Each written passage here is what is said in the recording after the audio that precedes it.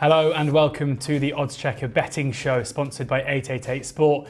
This is the big one. It's the Friday, the Gold Cup day at the Cheltenham Festival. This is the preview. I'm your host, George Elek, and I'm joined by two expert guests to share their expert insight. It's oddschecker's tipster Andy Holding and tipster Rory Delagi joining me. And before we get into Friday's racing, we're going to go through the card, of course, the Gold Cup there, but we've also got the Triumph, the Albert Bartlett, and plenty else to get through. We were lucky enough to be joined earlier by 888 Sport ambassador Barry Geraghty as he shares his Gold Cup memories and his thoughts for the 2022 edition.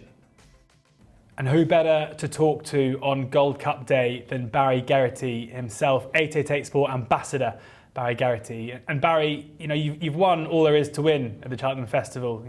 Talking about champion chases, champion hurdles, there's nothing you haven't won there in terms of the big races, including the Gold Cup. And how do your Gold Cup wins compare to those other glorious days at Prestbury Park? The Gold Cup, it's probably what the week is all about. If you talk about the finale, this is it. The Gold Cup is the blue ribbons, and it's the one of the week. So very fortunate. I've won it twice, and two good horses, Kicking King and Bobsworth, both really good stairs. A little bit of class. They had done well over hurdles. 2 miles, 2.5, and good stairs though as well. So it takes a classy horse. And this year's race, I think it's very competitive. People are talking it down, saying it's not a vintage renewal. I don't know. I think it deserves more credit. You have obviously Albert Photo, a dual winner. You have Manila Indo, a winner. You have Projector Rat, horse who's on the up. Absolute Hard is potentially still improving on last year. I think it's a quality race and doesn't get the credit it deserves maybe. Before we ask you about what it takes to win a Gold Cup, what kind of horse you want to be looking for, I'm going to ask you the question that people actually want to hear, which is, tell me about the celebrations after those Gold Cup wins, because it's the Friday. You haven't got to go back to work the next day. Well, maybe you are riding, I'm not sure, but it's the pinnacle of the game. And so both 2 times you won the Gold Cup. What was it like afterwards? So the first time 2005 was. You could let loose that night because it was only a 3-day festival. So you had Friday off and you weren't in great shape then on Saturday. Whereas in the next time, 2013 with Bobsworth, I don't know where it was the following day, Fossglass or Kempton or your Toxter or someplace. But that kind of put a little dampener to it, if you like. So it's one that you're celebrating. You'll probably celebrate it for a few weeks or even a few years after. Gold Cup is a special race, and it's the week, as I said, the week is really geared up. It's all about the finale, which is the Gold Cup then. On the flip side of that then, Barry, obviously you won it with Bobsworth, and if I remember rightly, he was short price favourite to win the year after, something on 6-4.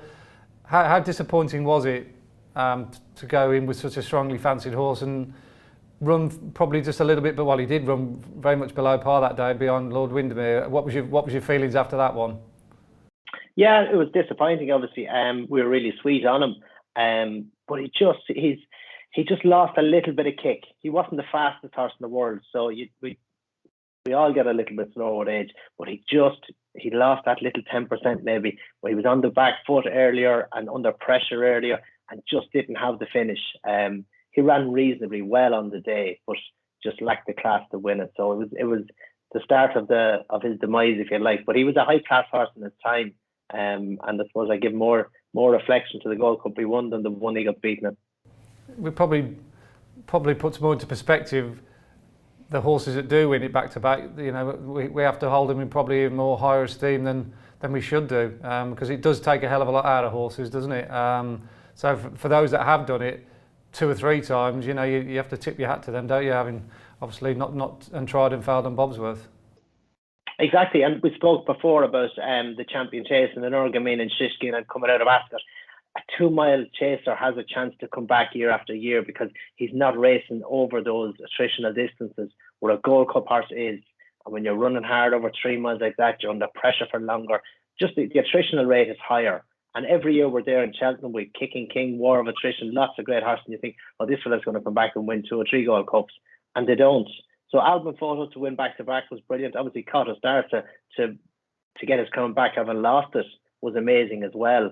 But for me this year, I think Manila Indo is the one that they have to beat, and he is the performer. We spoke with Cheltenham form before, horses coming to life this time of year. I didn't fancy him in the Kenton, in the King George. He ran reasonably well in Leopardstown, but he is the course horse, and he won the Gold Cup last year with a near prick from Absolute Tard, who I do think is a very good horse, but I just question his resolution over this course and distance. It's a real proper test, and we have seen that with Native River versus Might Bite in the past. I just feel he's a little bit of a Might Bite in this situation. I think it's one of the most interesting Gold Cup fields for many a year. You've got Absolute Tard, the favourite, at 7-2 along with Galvin. Absolute Tard finished second in this race last year. Galvin, a festival winner from last year. Then Minella Indo, 5-1, who was last year's Gold Cup winner.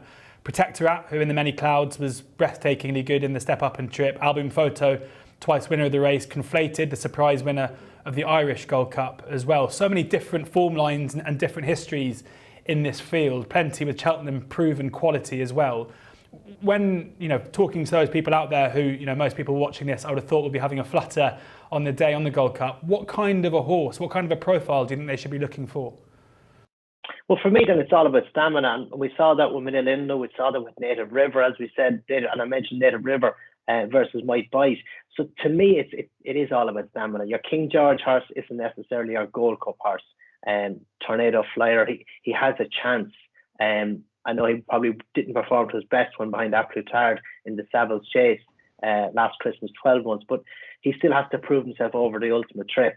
Absolute Tard, who possibly should have beaten Galvin at Christmas in Leopardstown, that's a different test. I think Galvin is going to be well suited. He's a horse who's going to run a big race because he stays so well. But as I mentioned, Absolute Tard, I have a question mark over him just at this level on this track. I would agree with you. The Protectorat is a horse in the up, definitely. Nicky holds out hope with Chantry House, that he has earned out a few creases. He has good novice form. He would have a chance, but it's a really good, strong race. But to me, it's all about stamina, and we've seen that over the years. And I just go back to Manila Indo.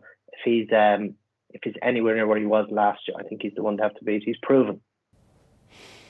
From a race that's all about stamina to the triumph for the opening race on the Friday. And this again looks like a stellar renewal really of the race.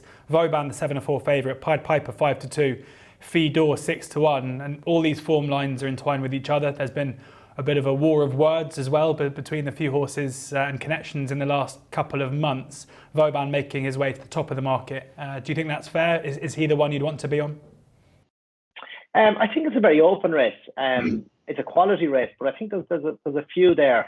Vauban, very impressed with him in Leopardstown, but albeit the times were good on the race, I just felt that a truer run race, end-to-end gallop, would have suited Fedor better.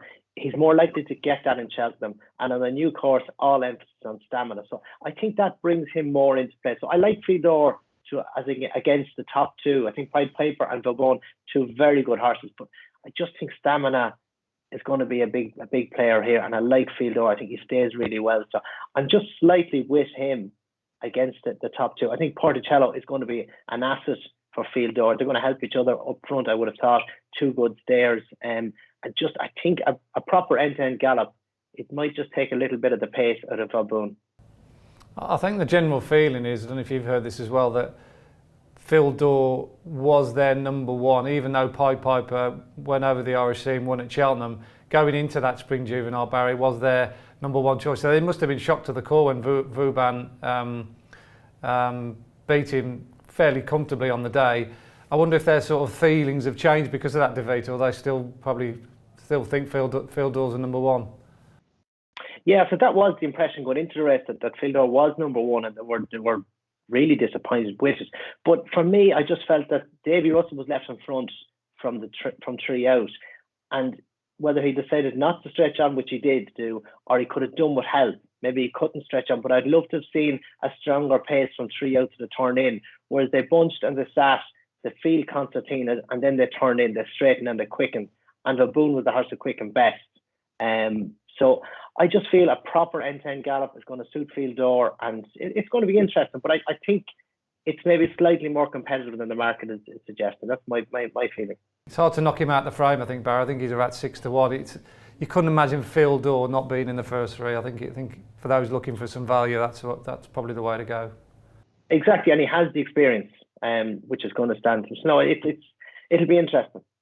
All right, that's a sneak preview of what Andy thinks of the race, and you're going to find out more of that in just a second as we go through it the Friday cards with Andy, and Rory DeLargy will be joining us as well. But thank you very much to 888 Sport Ambassador Barry Geraghty for sharing his thoughts, a little trip down memory lane on Tuesday, Wednesday, Thursday and Friday's show at the top of the show, and also giving us his thoughts on this year's festival. Hope to see you down there, Barry. Have a great week and speak soon.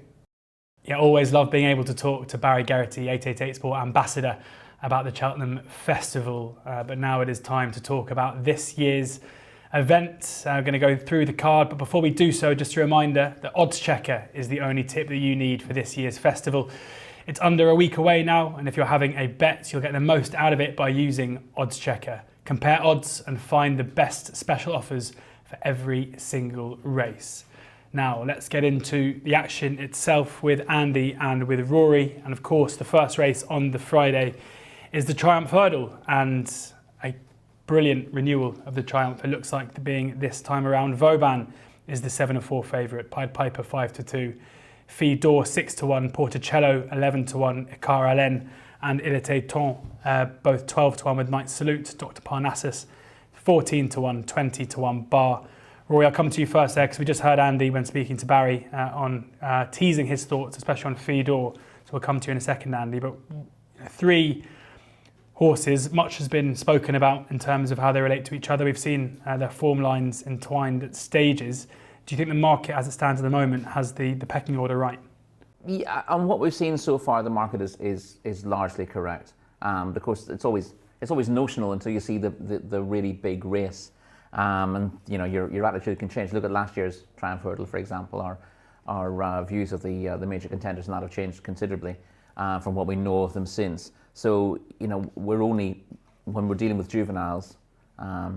You don't want to be too set in your opinions because they can change fairly quickly. But on what we've seen of them so far, the right two horses are at the head of the market, and it's difficult to see past them at this stage. We've seen shocks in the Triumph before, but less so since this became a smaller field affair. In the old days, when you had 30 runners in this, you didn't see too many shorties, and you had lots and lots of hard luck stories and plenty of outsiders winning this race. But that's less the case in recent years. The class should come to the fore. Andy?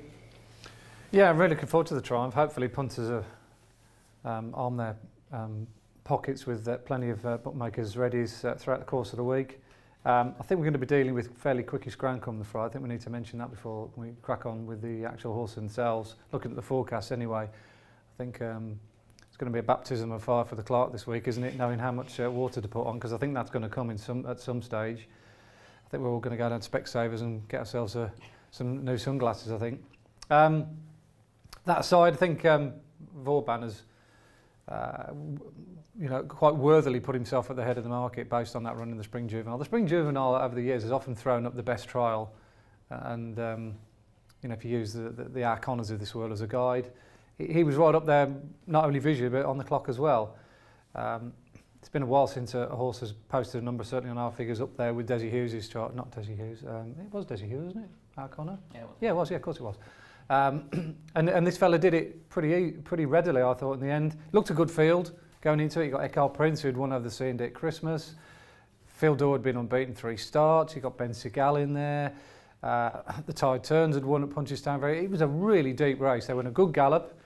People say that, Fille d'Or is going to improve for a stronger gallop. He's not going to improve for a stronger. They won't go as strong. They'll go just as strong in the Triumph as they will in this. Nothing's going to run like a 71 or beyond, or a ridiculous time on our numbers. So the pace that they went in the Spring Juvenile is going to be similar to what they go at Cheltenham on Friday. So that really should mean that Vauban will uphold the form. I think he will, particularly on faster ground. Now I think he's a faster horse than Fille d'Or. I think the notion behind Fille d'Or is that this track will suit him better, and the stamina will kick in, but it's a long run from 2 out to the line at Leopardstown, and like I say, I think he was just toying with Fille d'Or. Just a very good horse, simple as that.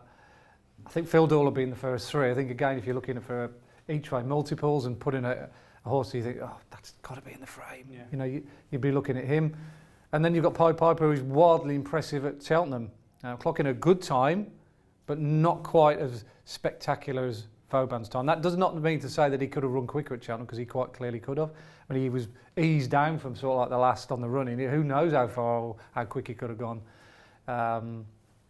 it looks between those three on paper, although you'd pay a healthy respect to the horse that finished third. I think he was only having his first start for Willie Mullins, wasn't it? Etaton.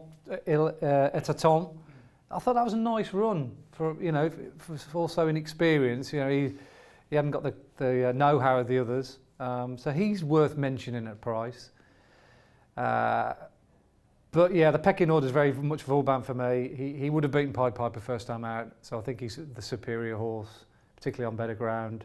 The UK horses are going to struggle. I actually feel sorry for them because the likes of Porticello, Knight Salutes, they've done nothing wrong over this side of the English Sea, but the numbers and the races and the horses they've been beating aren't anywhere near as good as the Irish. So I'd love to see Knight Salute run well for Milton Harris. I think he will, but I can't see him winning it, nor Porticello. Porticello is very ground dependent. If you're backing him, you want soft or heavy in the going description. He's not going to get that. The time that he was running on good ground, he got well beat.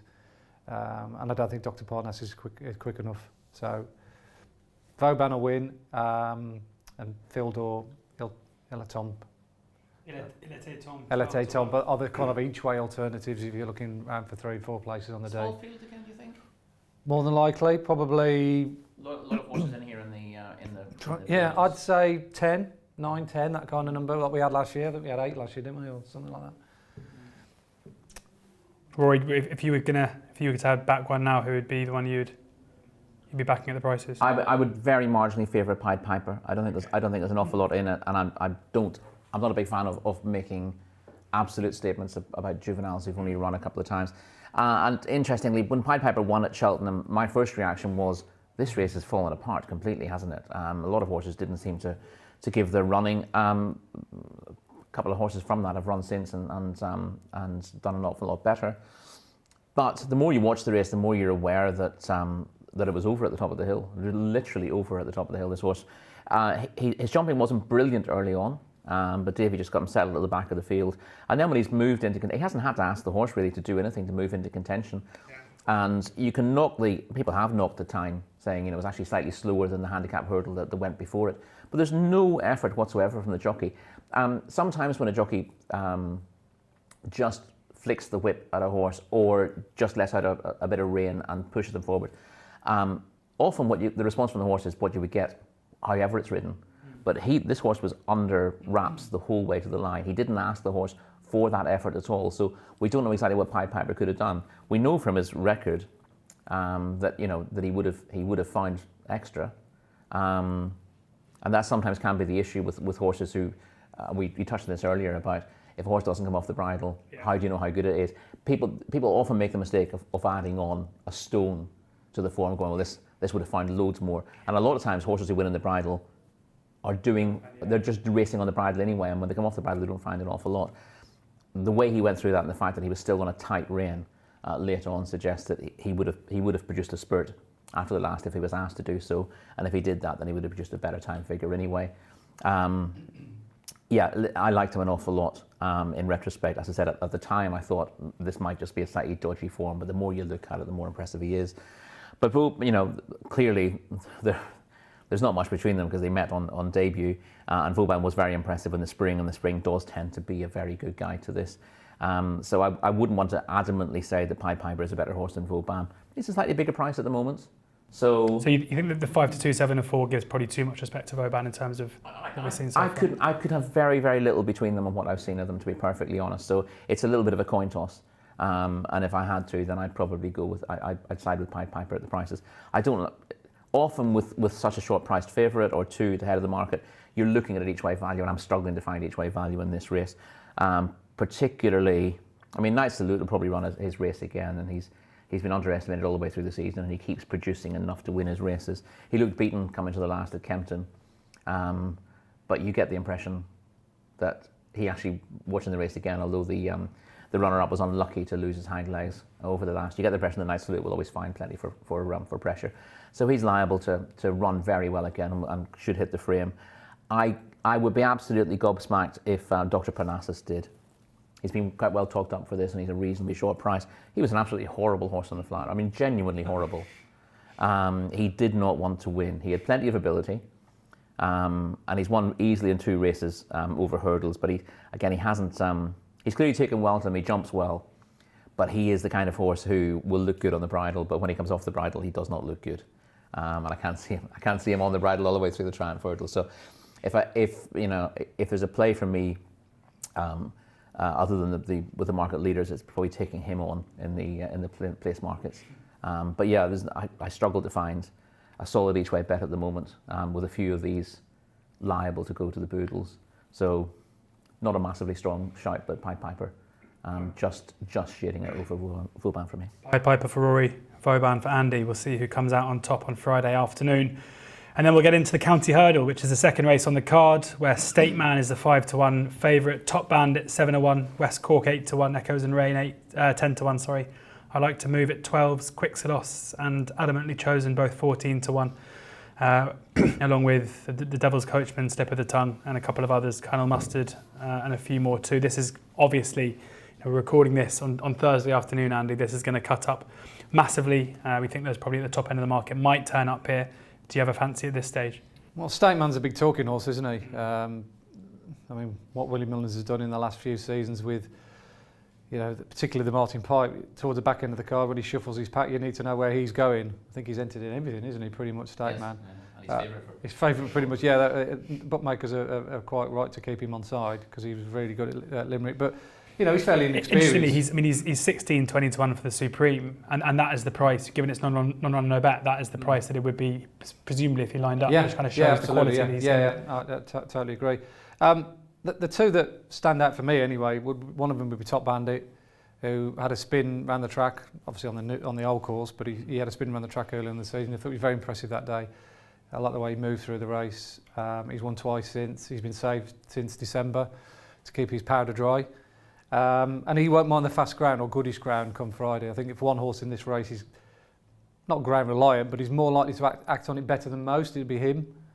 So he's won, top price 7-1, non-runner no bet. I think that's not a bad option. And me and Rory were talking off air beforehand about a horse, the best kept secret over in Ireland. How the handicapper has managed to come up with, well, not necessarily come up with, but how he's managed to drop Colonel Mustard £4. I'm not waiting to measure man, but this is what he's done. He went into the Ascot race rated 144 beyond John Bon, Nappers Hill. I like to move it. LA Bell. Yeah. LA Bell's won since. I like to move it second in a Betfair, and John Bon won a grade 2 at Haydock.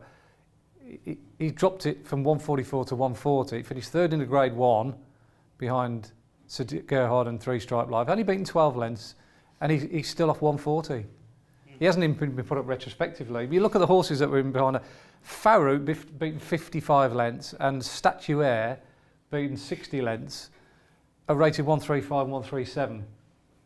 And he's still rated 140. And listen, and State Man's rated 141 for winning an egg and spoon race easily. Yeah.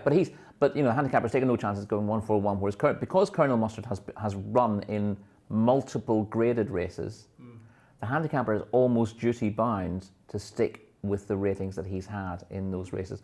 You also have the Anglo-Irish classifications where horses rated 140 plus are listed there in the first place. So you have to have a very good excuse for knocking one up that you've already got a mark on. And of course, he got his rating in the first place for finishing behind Echoes and Rain last year, giving her £7. Really good run. So his form is rock solid. I'd like this horse a huge amount. I mean, he's a great bet, non-runner no bet, because I think Lorna's a little bit and ahhing. She wants to protect the horse, but she wants to run him at the same time. It's kind of like one of those. My only reservation would be if the ground got really, really quick. There'd be other options. Well, this is it. You see, it's Gold Cup day as well, and the temptation not to have Temptation is definitely to go. Obviously, there's various punches down. There's other options on better ground and home soil. But if that rocks up, and at 14 top price, non-running no bet, I think you can just back it now, and you'll be on a horse that surely a lot of people will latch onto coming over the top. You're not getting any better odds all in, by the way. If you want to back this all in, you're getting maximum price 14-1. So definitely back it non-running no bet. It's just a horse you've just got to back now. Because if it doesn't run, you get your money back. But if it runs, you'll be on the right side of the price. I think the race suits him down to the ground. The other thing about Colonel Mustard, and I've been had a very close eye on him since debut because I've spoken to Lorna about him. I used to work with Lorna years ago on Timeform Radio. He's he was a little bit leery as a novice, very, very talented, but Lorna just wondered about his mental attitude and whether he was really focusing on the job. But also his jumping over hurdles early on was very scrappy. Even when he was getting placed in graded races last year, he just wasn't, he was losing ground at his hurdles, he wasn't jumping particularly well. And that's why I think running him in something in the Supreme or the Ballymore would be a really bad idea. He's in the Ballymore still. Because those races are all about rhythm. You can't afford to make mistakes and keep your place. The great thing about the county hurdle is you have a huge stretch of track where there are no hurdles where the race develops. Yeah. So you don't want to be blundering away around, but his jumping has got a bit better, but he's now sort of safe but not very fast over a hurdle. That doesn't really matter in a county. And as I said, you've got 3/4 of a mile where horses can move up and get in a challenging position, and you've got a long run again to the last. And I think that will suit him really well.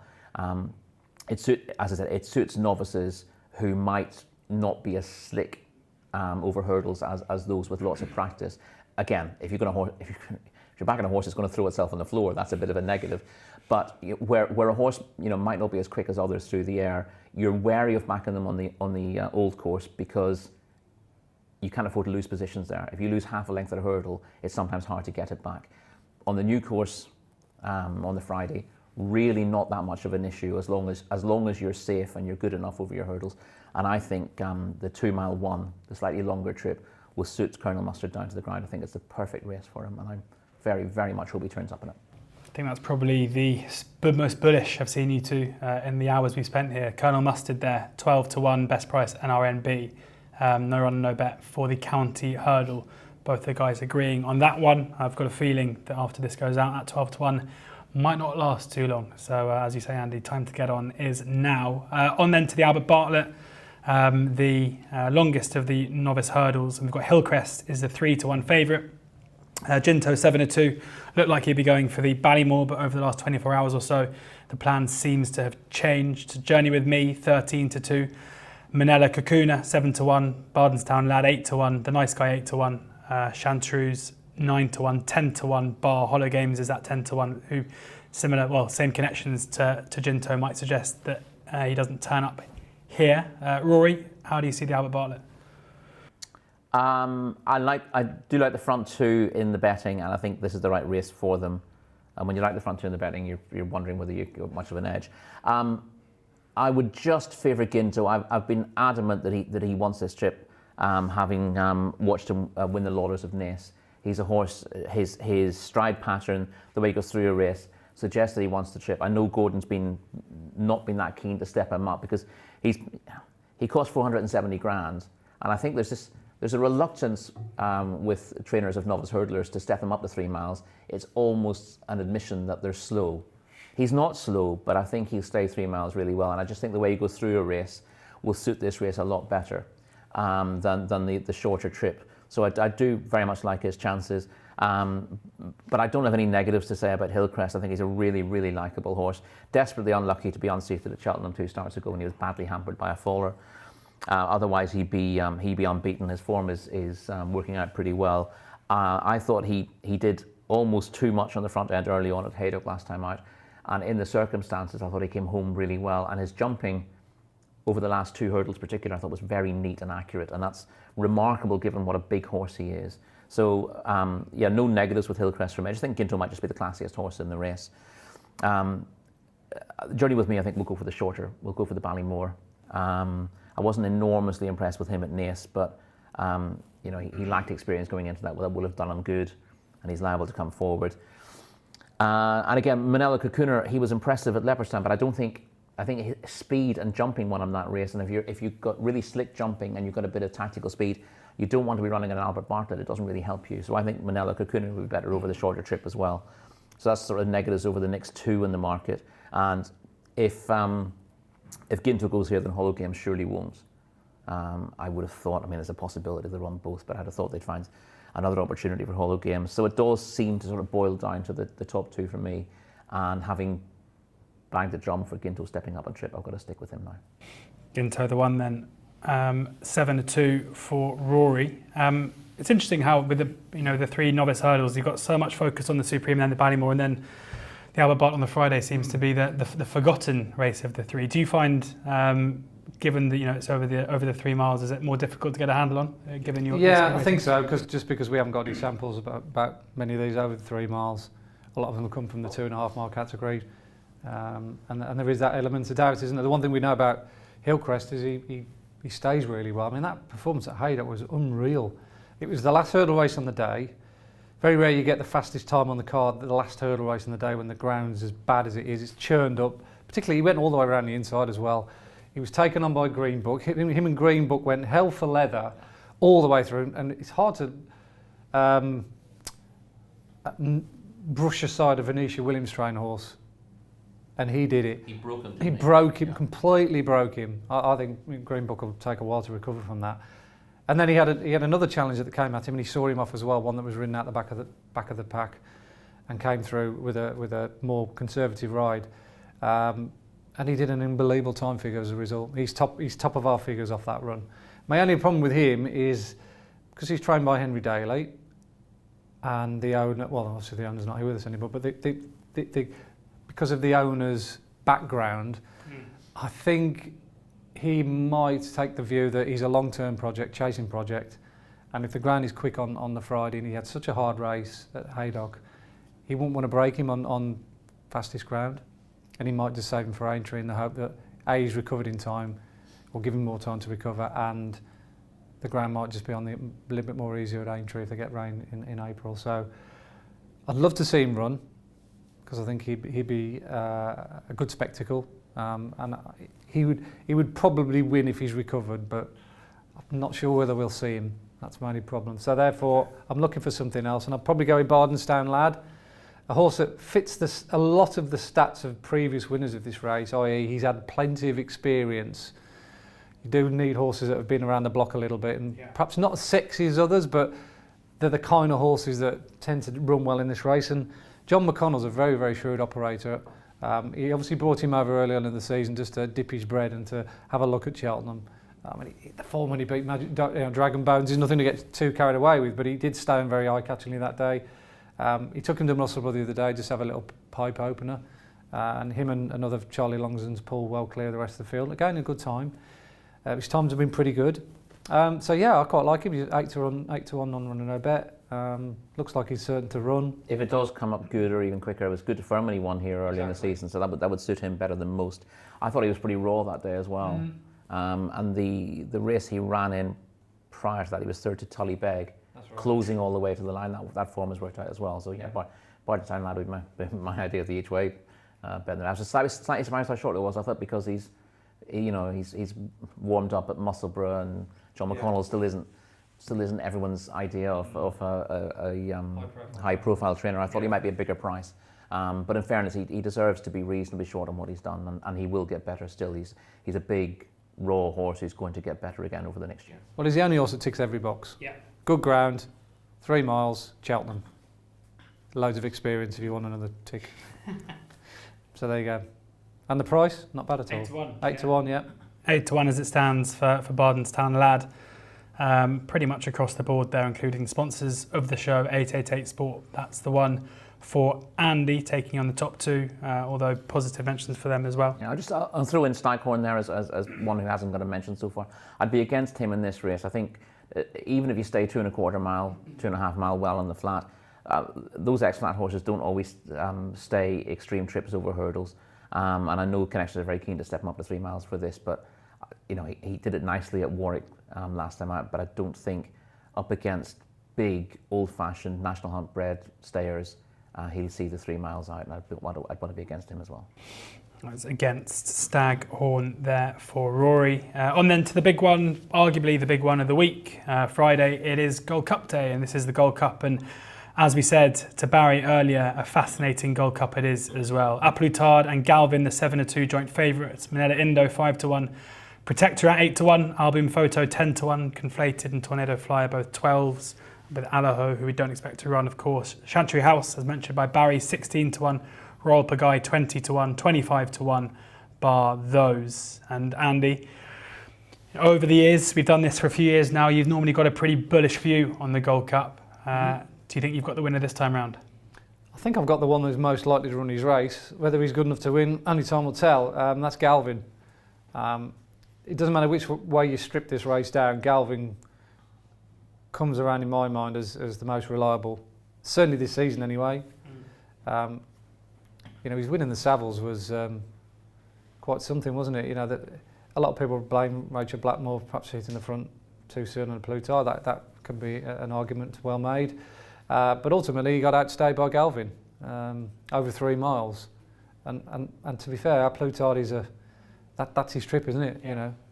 He hasn't won beyond it yet. He's run well in the Gold Cup, and people say he doesn't stay. I don't think that's quite right. He stays, but others just perhaps stay slightly better than him. You don't not stay if you finish second in a Gold Cup. He was brilliant in the Betfair, looked a worthy Gold Cup favourite on that, but just got slight reservations about him over this 3 mile tour around Cheltenham. Coming up the hill.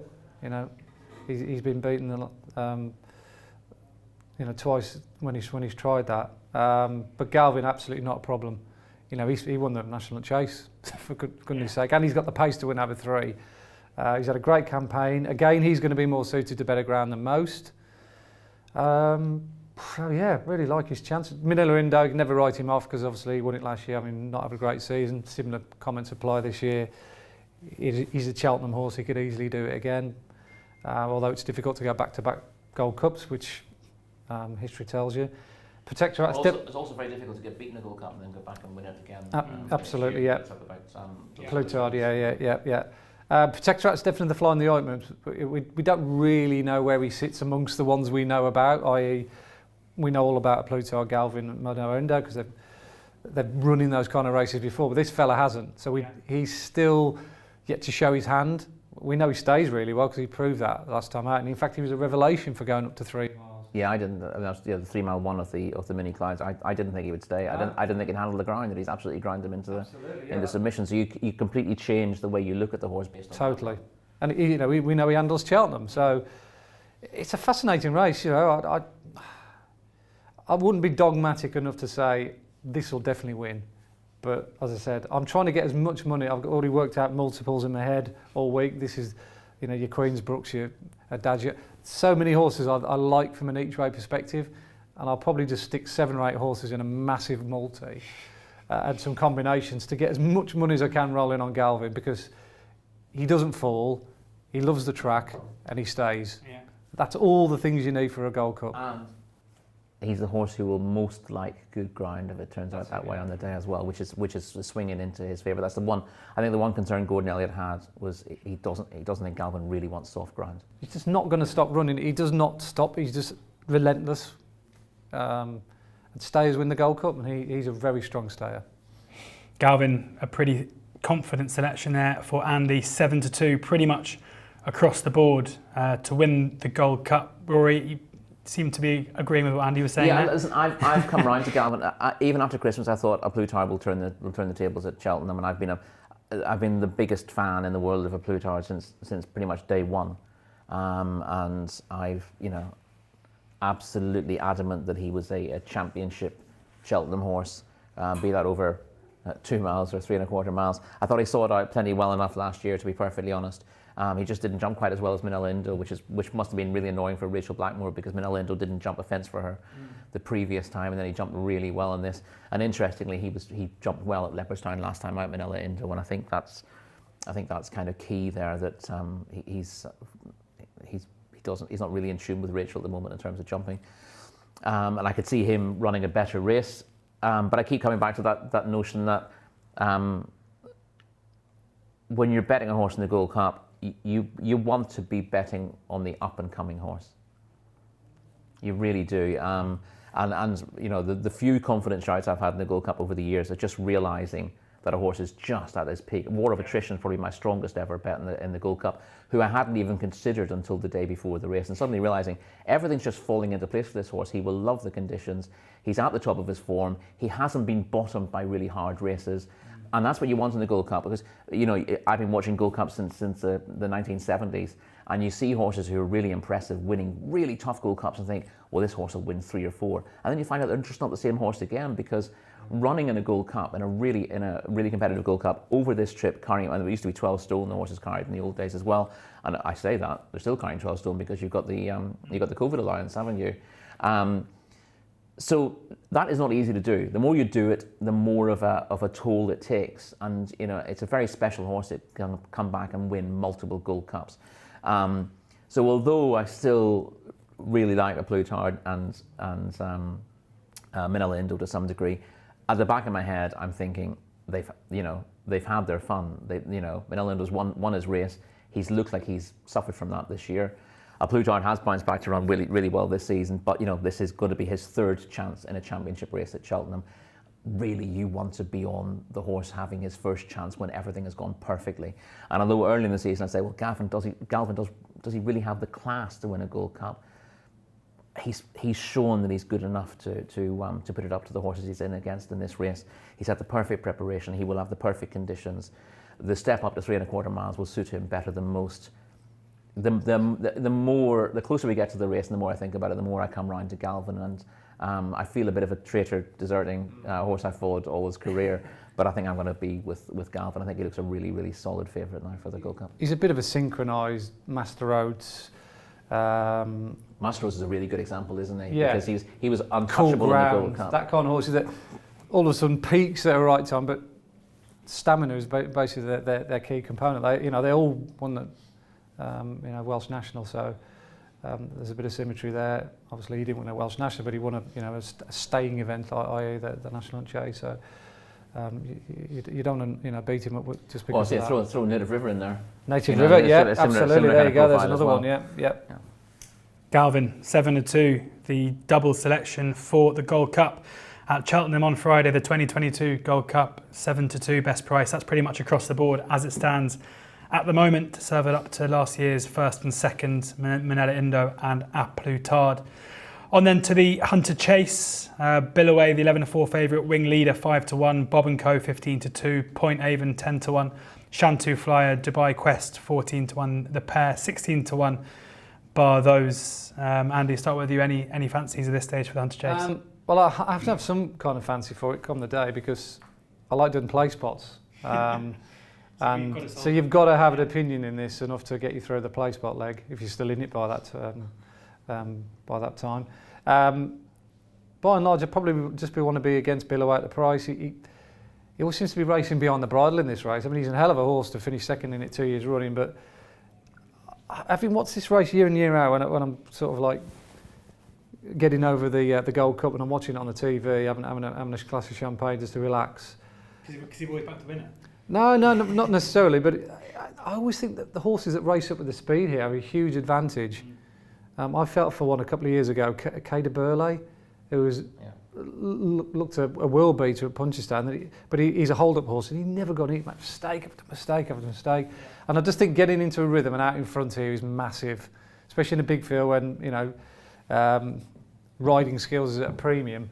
So I'd probably fall down the side of Wing Leader, based on the fact that he beat Billaway first time out at Thurles. Yes, Billaway might have needed the run, as he often does, but so might have Wing Leader, and he's just a progressive horse.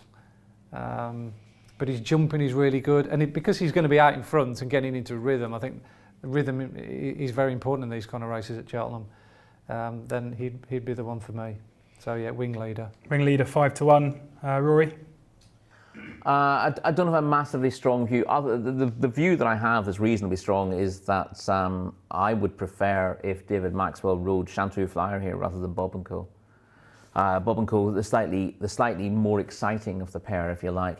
And he was travelling pretty well when he unseated in this race last year, but he made several mistakes. I don't think he's an ideal Cheltenham horse. Again, he was impressive at Punchestown next time out. He's been beaten both starts since. But Shantou Flyer has got an incredible record at Cheltenham. He's had loads and loads of chase starts. The problem is he won't run in the race unless Bob & Co doesn't run. Whereas at least with Cat Tiger, he can run elsewhere at the meeting. But Shantou Flyer is only allowed to run in 100 chases because there's a rule saying that if a licensed trainer runs a horse in 100 chase, he's not allowed to switch that horse back to any other kind of race, except for military races for the rest of the season. So because Chantou Flyer ran in 100 chases at Fontwell last time out, he must only run in 100 chases. And it would be just a dreadful shame not to run him at the Cheltenham Festival, where he was placed in the Kimura last year. He's been touched off in the Ultima. He even ran 6 years ago. He ran in the National Hunt Chase when he unseated his rider, and he's got a very, very solid record at Cheltenham. Lots and lots of places. Always runs his race, and I would, for a race that's meant to be all about tradition and giving course specialists a chance, for Chantou Flyer to have to sit on the sidelines rather than run here would be a terrible shame. And I think he's got a better chance in this race than Bob and Co. So I'm hoping that David Maxwell has a change of mind and rides him, or lets someone else ride him, which is very unlikely. Because, as I said, it's not like he can run in a different race. He can't run in the Kimura as he did last season. And that Kimura form from last year, by the way, would win this race. It was Mount Ida who won that day. He's run an absolute cracker to hit the frame again. So I'd love to see him in it, but it looks like that's not going to happen. Prices at the moment 14-1 best price for Chantou Flyer, Bob and Co 15-2. All eyes to see what happens there. On to the Mares' Chase, where LMA is just about the 5-2 favourite. Many people's nap of the festival last year was then beaten by Colreevy. Mount Ida, second favourite at 11-4. Concertista 4-1, who we mentioned in a previous preview. Riviere de Tel 5-1. We do not think will turn up here. Zambella 10-1, the Glancing Queen 10-1, Gin on Lime 12-1, Scarlet and Dove 16s, plenty of horses at 16s as well. Another one where this could cut up a fair bit, Rory. Not many left in there even at this stage, so be interesting to see who turns up. But LMA and Mount Ida pretty much pick him the two at the top of the market. Yeah, I like Mount Ida a lot. Her price has shortened up now. She's been she was sort of third or fourth favourite for this. For a while, I can't really get my head around it. She was the most remarkable winner of the Kimura last year when she. I had my biggest bet of the festival last year. No, I laid her for a place, and then I looked up at my screen and saw she was 1,000. I thought, well, there you go, lovely jubbly, and settled down in front of the TV to watch it, and then realised that halfway she was going to come through to win. So I could have got out of the bet for £1. And I ended up taking my biggest loss of the week. But she was remarkable. Now she jumped. The place market as well. Not possibly actually, but I was looking at the win market at that stage. But yeah, I assumed she was out of it because I missed the start of the race. And when a horse goes 1,000 after about 4 fences, you assume that they're out of the race. But anyway, now she jumped right that day, and she has also jumped right since, and that's a little bit of an issue. But I'm interested to hear that Gordon Elliott says she came back from Cheltenham with a problem last year. So she's actually carrying an injury in that race despite winning the Kimura. And he said, we think we've corrected the problem that has caused her to jump right. And she's spot on now. And I'm thinking she's been winning good races with this problem that she has, whatever it might be. And if he has got to the bottom of it, she's going to be very hard to beat here. I thought she was very impressive in beating Ellie May last time out. Despite the fact that she did go right once or twice in the race. She won easily at Clonmel prior to that. Yeah, her form stands out this year. She could have run in the Irish Gold Cup, and plenty of good judges fancied her for the Irish Gold Cup. And indeed, given what happened in that race, she might have been a big player. But Gordon was adamant that he was keeping her fresh for this race. And of course, she'd had other options at the festival. But Gordon always said the Mares' Chase is where he was going from. But her price for a long time suggested that she might not. And as I said, I think Gordon's very straight when he talks about where he wants to run his horses. So she's definitely been value. She's shortened up now, and she's pretty much favourite or joint favourite for the race. But I still think she's a pretty obvious one. Put the Kettle on, it seems, is they're determined to go for another crack at the Champion Chase, which I think she's got no chance in, given the form she's shown this season. But you never know. Fair play to Connections for rolling the big dice. Plenty of Riviere de Tel won't run. Concertista I've mentioned already. I thought she's been a strong anti-post favourite for this, but I thought she was a very bad favourite given the form that she's shown. Now, she's shown plenty of ability in winning both her chase starts, but she hasn't had to beat an awful lot. And you can draw sort of parallel form lines that suggest that she's got a fair bit to find with 1 or 2. And because she's won twice in Grade 2 company, she has to carry a penalty, and that just strikes me as being not unnecessary, but they could easily have got her into this race without any penalty, as indeed Willie's managed to do with Ellie May, and Gordon's done with Mount Ida. By not running them in Grade 2 or better races, they've avoided penalties, and it looks like that pair have really been laid out for this, whereas Concertista hasn't. And yeah, there's not much. There's the other ones that I quite like. Zambello could run well, but the ground's it looks like it's going to go against her. She wants softer, heavy ground. She was running a good race in this last year when tipping up at the third last, I think, just as she was getting into contention. She wouldn't have won, but she looked like she was going to run on to challenge for third. That was a good run, and she's improved this season. But the one time she was disappointing wasn't good at soft ground at Leicester. So she really wants more give, and she's not going to get it. And as I said, the Glancing Queen and Vienna Court are mares that I like, but I like them an awful lot more in the plate, where they're both well treated, than in this race. To Mount Ida, the one at 11-4, but plenty of thoughts on the other runners. Andy, you team Mount Ida as well? Yeah, I probably would be out of the two. Again, it's another race where I'll probably put some multiples on when there's a 2x2x2 job, and this is classic, isn't it? Mm-hmm. Imagine if you got down to this race and you'd got lots of place money, or even a few wins here then everywhere by playing the right horse in the right races, and you've got these two running for you. If Concertista doesn't run, you've got 5-2, 11-4, about two horses that will probably be 6-4, 8-2 on the day, and the field will get decimated. So again, if you're looking to think outside the box and get ahead of the game, this is another race where it falls into that category. So I'd go with Mount Ida as well. I like the fact she beat Ellie May over what seemed to be at the time, maybe an adequate trip, but she's shown plenty of pace, and there could have been a variety of races she could have gone for, as Rory said, but they're adamant, 2.5 miles around here. I think the small field will suit as well. Obviously the big field in the Kimia, that's probably one of the reasons why she got so far back, but when there's only like 6-7 runners, she'll have Ellie May within range all the way around. Mount Ida also there, 11-4, the one to side with out of the two. On then to the final race we're going to preview of this year's Cheltenham Festival. It is the Martin Pipe, where Langadan and State Man are the two 5-1 favourites. Already spoken about State Man briefly. Hollow Games 8-1, Chemical Energy 8-1, Adamantly Chosen and Good Risk at All both 10-1. Manila Crooner 12-1, Deploy the Getaway 12-1, 14-1 bar. Andy, I'll give you first run for the last. Thank you. I think the key to this is to try and identify a horse trained by Willie Mullins or Gordon Elliott that's been running in Grade 1 races. That seems to be the tail of the tape. I mean, look at some of the horses that have won this race for Willie, particularly Don Polly, Kilolzavic, Champ de Champ, Galopin de Champ last year, and Gordon Elliott hasn't done too bad in it either. So I'd be very keen if it was to run here, and the vibes are looking like that's the case now with Hollow Games.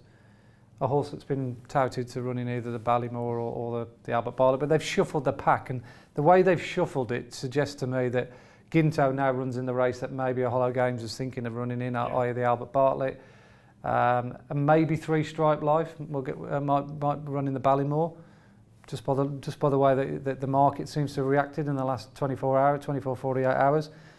So that would mean to me Hollow Games will come here, and if he does, is it for 143? I think he's off a mark of 143, which is not bad at all. I mean, if Ginto was in here off 143, what price would Ginto be in this race off 143? Right, sure. But in fairness, Hollow Games is a bigger price than Ginto for the. Yeah, I know, but I'm just saying it's that Lawlers of Nace form, isn't it? Yeah. He didn't do a great deal. Queen's Brookson off 142. Queen's Brook's off one, but she'll go for the mares. Yeah. I think he's a real box ticker in many respects, every respect.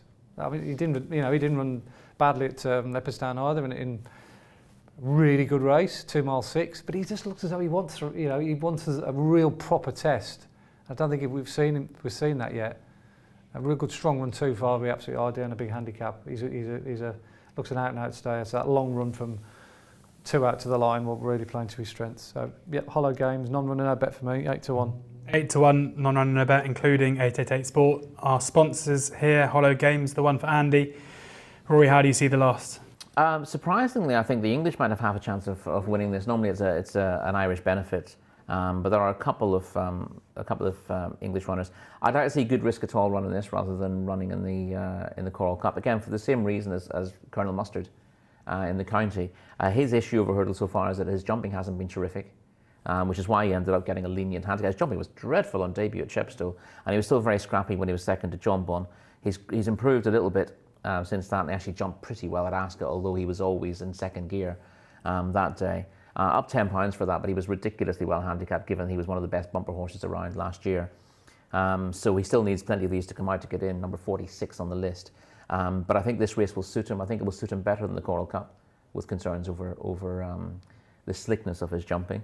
And he remains well handicapped for Sam Thomas, who could have a good festival, by the way.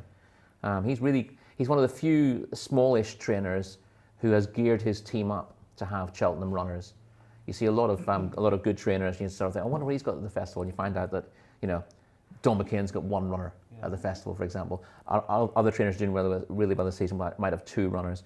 Sam Thomas has probably got 8 or 9, and that's the way he set himself out. He's only had, I think, 82 runners this season, but he set his stall out to have runners on the big days, to have Saturday runners. Yeah, he's got a lot of nice horses, and I think it's a brave move for a reasonably young trainer to campaign your horses for the big days. But I hope it pays off for Sam.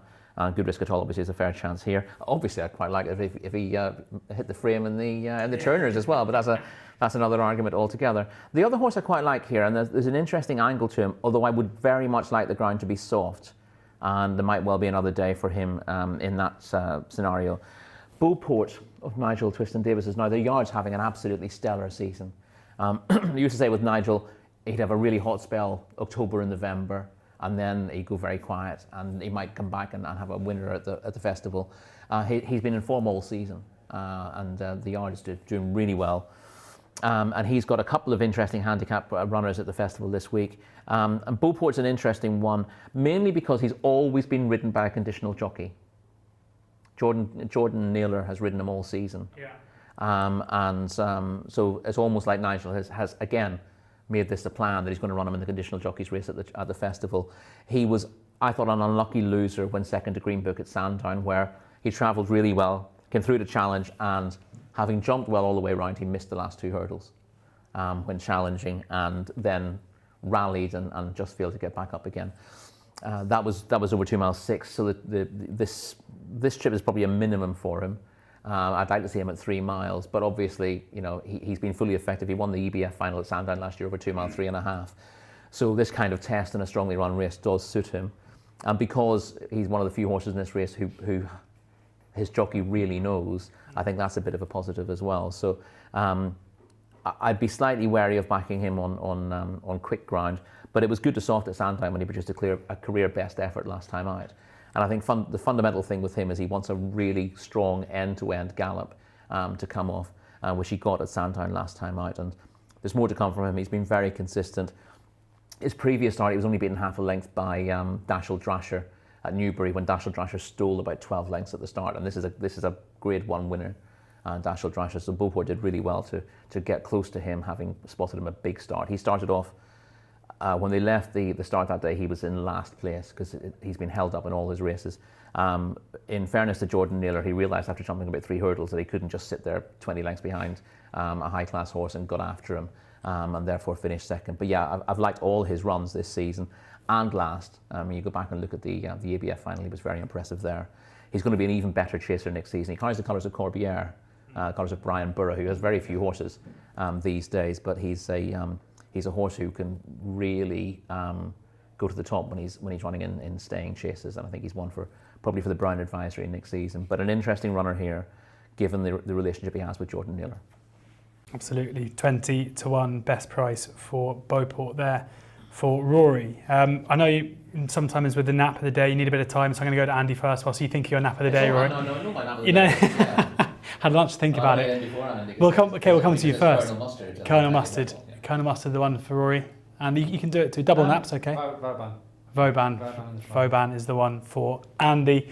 There you have it. That brings this Gold Cup Day preview to a close. Thank you very much to both Rory and Andy for sharing their thoughts and tips with us today. Thank you to 888 Sport, our sponsors for this, and their ambassador, Barry Geraghty, for joining me and Andy earlier. Hopefully it will be a Gold Cup for the ages. Hopefully it'll be a Cheltenham Festival for the ages. This has certainly whetted our appetite. Please ensure that you enjoy the racing, whether you're watching it on your sofa, in the pub, on course. Look out for all of us there as well. Do come and say hello. But most importantly, as is always the case with all of these tips as well, please ensure at all times you are gambling responsibly.